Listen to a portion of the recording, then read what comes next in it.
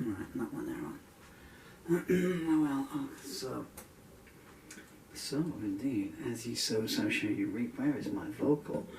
Where is the vocal? Okay. Well, I'll do my best, but I have virtually no fingers left, I'm afraid. It's been a long time since I've tried to play the guitar. The events of the last 48 hours, I needed to dedicate this to family court judges who allow children to be abused, police forces that say, well, we missed it, social workers that say, we've seen nothing that gives cause for concern, and parents who abuse their children. This song is for and about you.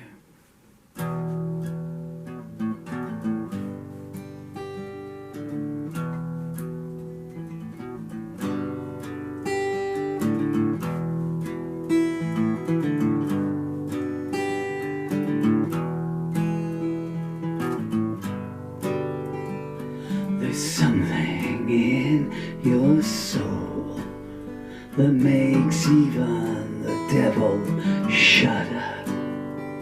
There's venom and there's vitriol in every syllable you utter. I don't know why you wake up, let alone how you sleep. Remember this though, as ye sow, so shall ye reap.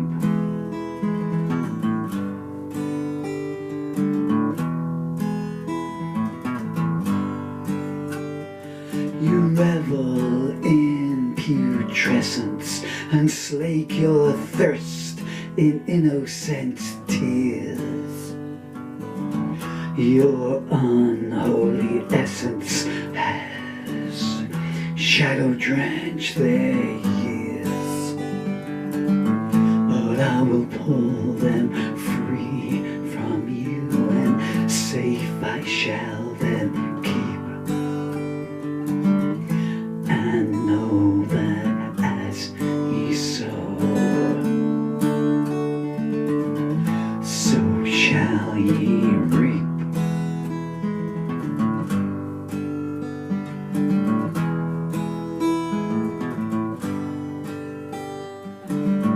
What puce pleasure do you get inflicting pain on all you view? Salome herself would balk at all the twisted things you do. You gloat with arcane eyes as you make my children weep. But always know that as ye sow, so shall ye reap.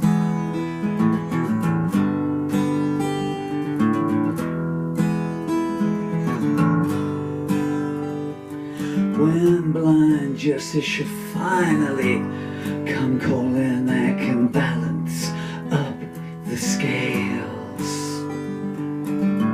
On that day your bed will be unmade, and it will be your screams for mercy that will be to no avail.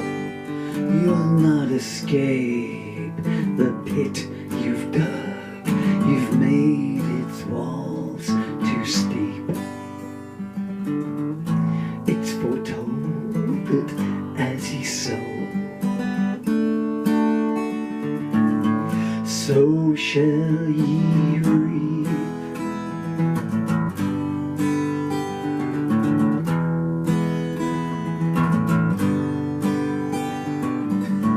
Every insult that you hurl, you gloat below to see them hit. Your skull and crossbone flag unfurled, your hatred hand blows that never quit. Do you think they will forgive you? That you won't know defeat?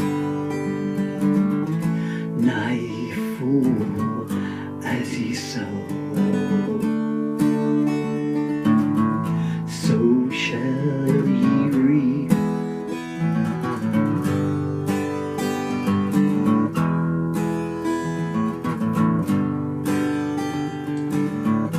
Where can you escape to, that your infamy will not follow?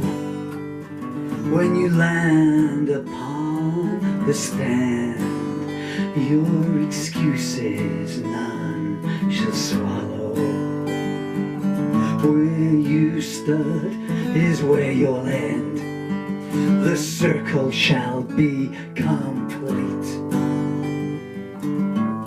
Hades hound as Ye Sow, so shall ye reap.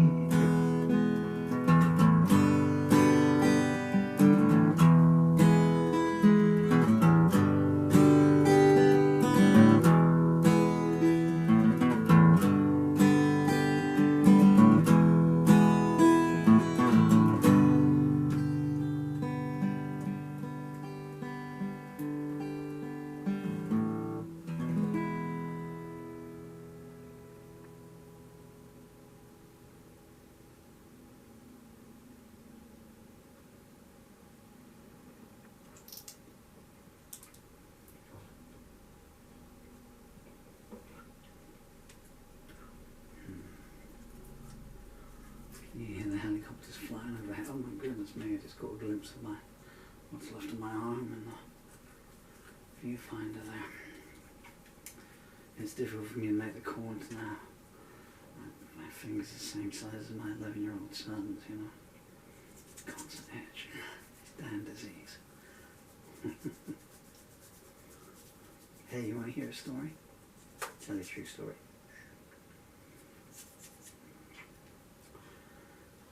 Then, 2 years after the NHS struck me off, having misdiagnosed me and missed the fact that I had functional motor neurological disorder, and then refused to see the evidence of their own eyes as my body wasted away to nothing. You know. 10 days ago, the one and only charity. I've been let down by so many charities. You can't see this here, but 2 years ago, the Red Cross were going to come round and help sort the house out because it's a bit of a death trap because my legs had started pegging out from underneath me there, and never knew when you were going to fall down. They never turned up. 3 times the referral has gone through them. Not one time. They don't want to know. If I was a pensioner robbing junkie or a wife beater or something like that, you know, or career criminal, you know, they wouldn't do enough for me, but because I'm a 62-year-old law-abiding ex-army veteran who's been struck down by an incurable neurological disease, they don't want to know. I could go on and on, but what's the point? I've given you the full details. It's conducted in the arena of my songs. Anyway, 10 days ago, there's one charity, Hi Charlotte, an advocacy agency down in about 50 miles, I guess, from where I live.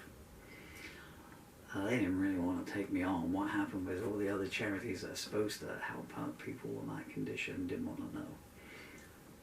They would want to know, but when they saw the paperwork and saw how I'd been misdiagnosed, and then when it came to light I'd been misdiagnosed, that the NHS struck me off, and no other GP would take me, nowhere, in a radius of about 60 miles. And this has gone on for years and years, and they all go, oh yeah, we'll take you.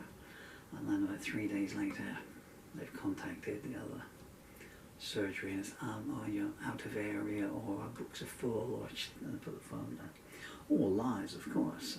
Their fear is that if they start getting involved, then they're going to have to give me access to my medical records and, you know, confirmed that the other GP was negligent. There was two GPs.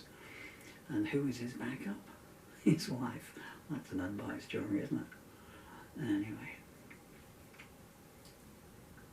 this lady, she's been trying for October last year, October, November, December, January, February. She's been trying 4 months to find a surgery to take me, battling against odds that she could not believe.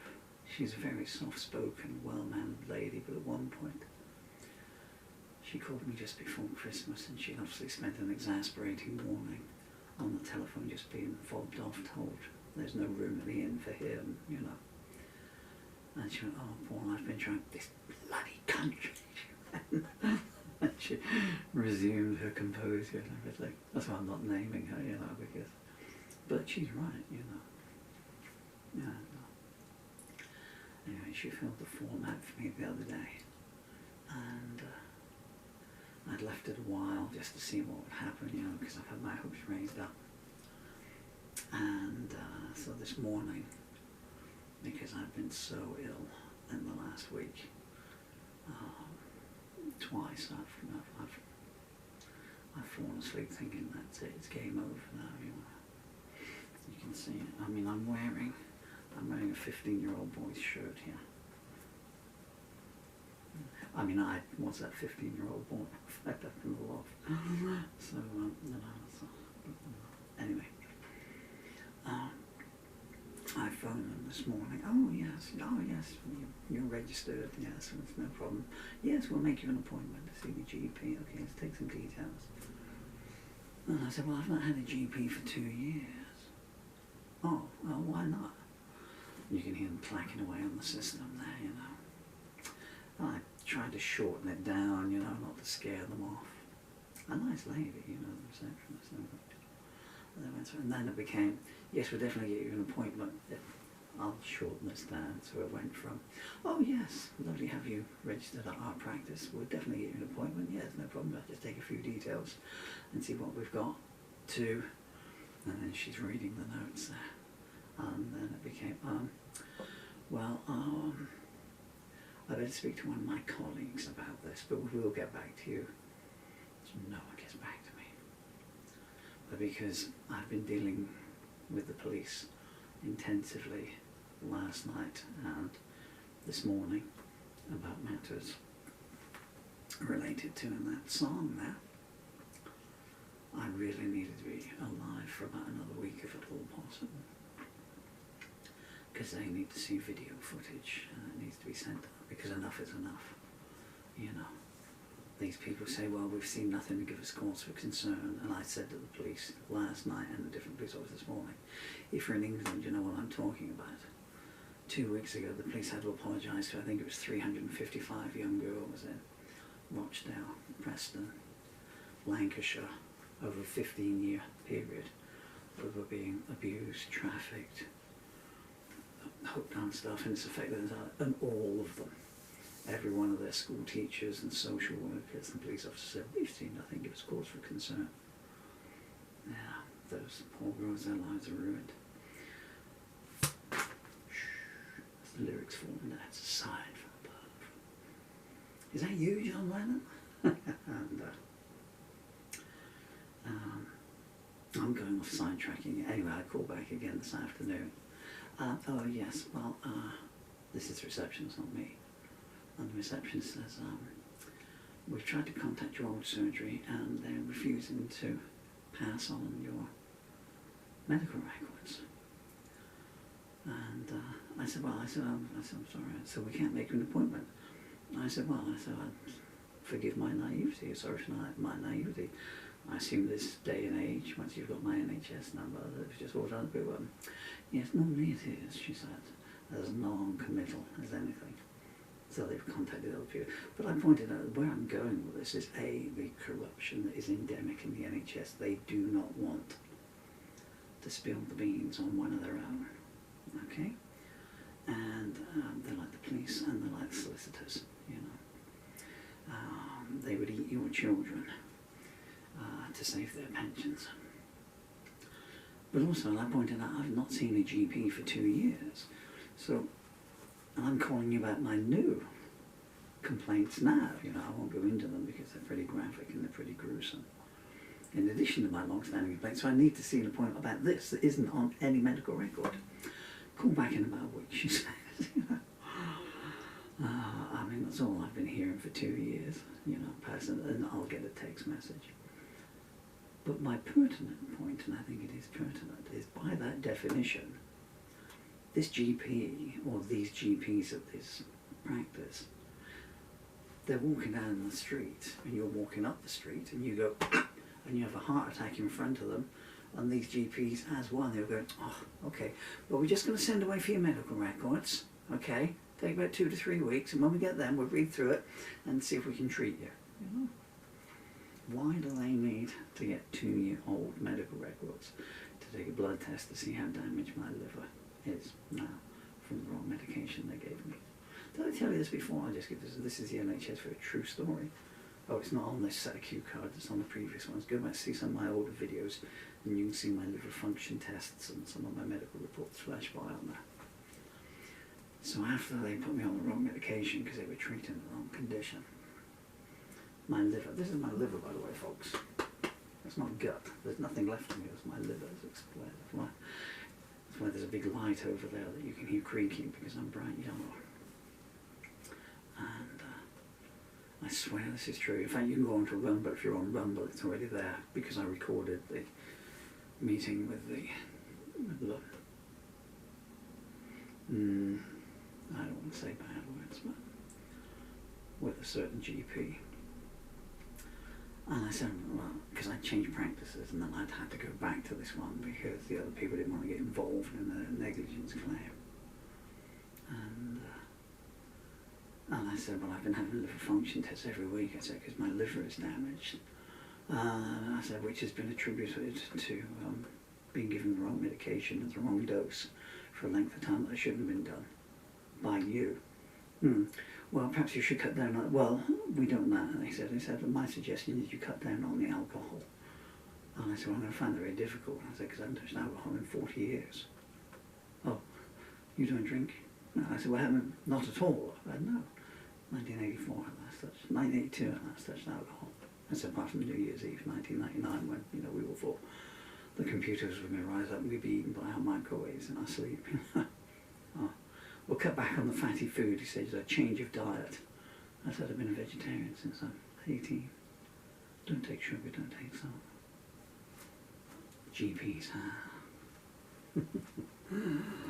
I could tell you what it stands for, and it doesn't stand for general practitioner.